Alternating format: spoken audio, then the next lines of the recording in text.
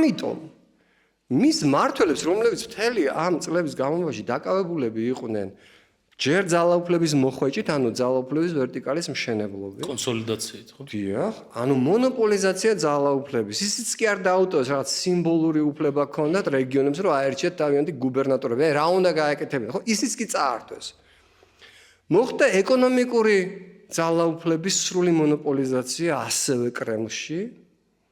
თუ კრემლის სისტემის ნაწილი არ ახარ, ან ხადარკოვსკი ციხეს ჩაქსვავენ, თუ გაგიმართლა, ან შეიძლება საერთოდ გადმოვარდე ფანჯრიდან, ან უცოდ რაღაცა უცნაური ჩაიდალიო და რაღაც, ხო?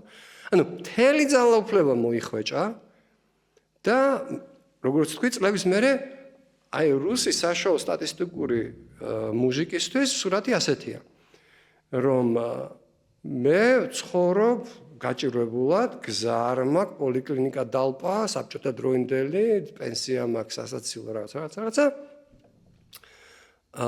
რატომ უნდა ვითმენდე მე აი ამ ხალხს, რომელიც აშკარად მარტო თავისი გამდიდრებით ყველა მილიარდერი გახდა, ხო?